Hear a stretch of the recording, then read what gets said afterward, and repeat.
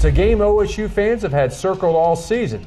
The undefeated Cowboys head to Coumbia, Missouri this week for a Saturday showdown with number 3 Missouri.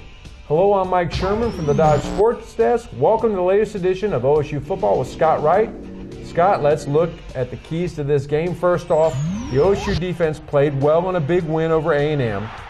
But now comes Missouri quarterback Chase Daniels, and that's the biggest challenge for the Cowboys they've had so far this season. What's the game plan on trying to deal with him? Well, that's the really tricky thing. Not only is he a really talented quarterback and runs that offense really well, he kind of plays into some of the weaknesses of the Oklahoma State defense. You know, they don't get a lot of good pressure from their front four, so to get quarterback pressure, they generally have to send either a linebacker or a safety on a blitz. When you do that against Chase Daniel, you're probably going to leave something open in that short to intermediate range, and he's going to pick you apart right there all day. Now, the Sooners beat Missouri twice last year, including once in the Big 12 championship game, and they didn't hound him all day, but they did get some pressure on him. You were at that game. Mm-hmm. What did the Sooners do well that maybe the Cowboys could duplicate? Well, the one thing that'll be tough for them to duplicate is that Oklahoma got their pressure from the defensive ends. Jeremy Beal and Austin English played really well. Even whenever they didn't get to Daniel immediately, they were able to track him down and not let him scramble and get away.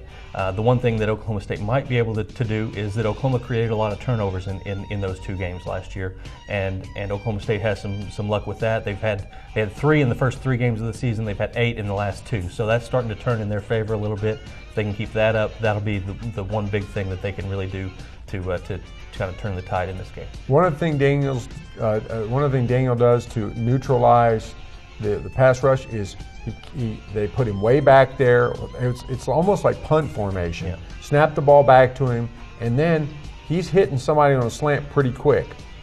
If OSU covers that first read, is that going to help them maybe get some pressure on it? And who's that responsibility going to fall to? Well, they, especially with the way that they move Jeremy Maclin around, there are going to be a lot of different guys having to cover him. There'll be a lot of different guys end up covering Chase Kaufman. You never know who the first option is going to be. But yeah, it's a really quick read that Daniel makes as he goes through his progressions. A lot of times he doesn't have to even get past his second one, and he finds somebody open. And if he does get to his third one, he's getting there pretty quick too. So it's a lot of quick coverage, and stick on him as long as you can if you can, and try to get a coverage sack. Sounds like a tall order for the Cowboy defense, and really what we've talked about this week is the pressure really is not as much on the Cowboy defense as it is on the Cowboy offense to keep up with Missouri, which brings us to Dez Bryant. What makes this guy so good, and do the Cowboys have plans for getting the ball even more? Well, they want to get him the ball as much as they can. That's why you're seeing him returning kickoffs and punts. We saw what he can do when he gets a punt in his hands. It was a top play on SportsCenter over the weekend with the punt return that he had.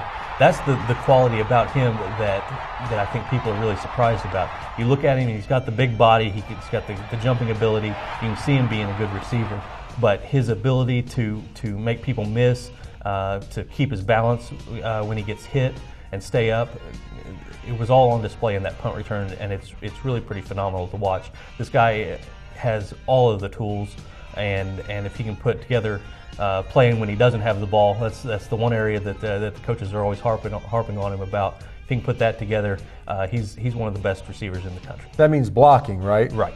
And the big thing about Dez Bryant in a combination you really don't see is size, speed, and elusiveness, which he's showing us on the punt returns. Yeah. And that makes him a very dangerous weapon for the Cowboys.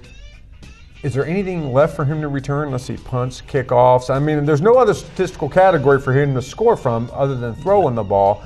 Is Dez Bryant, in your mind, going to be the main, sort of the main weapon going to Missouri? Or, as you wrote about Monday, controlling the ball on offense and really running the ball with a consistent running game? Which do you think will be more important Saturday? Well, holding on to the ball and getting points at the end is the big thing. If you have an 80-yard drive that takes 6 minutes off the clock and you don't get anything out of it, it didn't do you any good. So it's all about producing at the end of those long drives. But yeah, they've got to run the ball effectively, because that's what gets them those one-on-one opportunities with Dez Bryant out there. And they've got to be able to bring guys in and make Missouri crowd the box and try to stop the run. And they struggled with that against Texas A&M in the first half, made some adjustments and did it better in the second half. But that's going to be the first key, is establish the run really early. Also, as you wrote in Monday's paper, an interesting stat is Missouri's run defense, which is giving up like less than 2 yards per carry. But we really don't know yet about that because the statistical sample is so small. People get behind Missouri and abandon the run. Yeah. Usually they're running on first down and that's it, and they're trying to throw. That's going to be an interesting matchup too, don't you think? Yeah, Illinois is the only team that's had much offensive success against Missouri as far as point production, but they were able to rack up over 400 yards and 42 points. So if Oklahoma State can take a little bit from what they did, maybe produce some in that way. You mentioned that Missouri is number 2 in the Big 12 in rush defense. We don't really know a whole lot about their run defense from that because, like you said, nobody's tried to run on them a whole lot. Yeah, but here's what we do know. The overall expectations for this game are for high scoring. Mm-hmm. The over-under of more than 100 points that everybody's talking about, is that even realistic? I think it's realistic. I don't know that it'll necessarily. I don't think that Vegas will end up putting it up in that range. I haven't seen the number yet, but when you're coming into the game, you have 3 teams in the country that are averaging more than 50 points a game, and 2 of them are going to be on the field Saturday. I don't see why you wouldn't have a pretty high number. Missouri, in some places, 14-point favorite. Is that realistic? I think so, but that's not necessarily a bad thing for Oklahoma State because this is the kind of game with 2 offenses that can score so quickly. Just one turnover, and Oklahoma State's able to turn it into an extra possession, an extra touchdown, and they're right back in it. So 14-point spread is not as big as it sounds in a game like this. The biggest game of the Mike Gundy era, Saturday night in Coumbia, Missouri, 7 o'clock on ESPN2. Scott will be there along with all of our coverage team in the Oklahoman. And be sure to follow us all the stories about this week's big game with the best coverage team in the state at newsok.com, newsok.tv, and every day in the new look Oklahoman.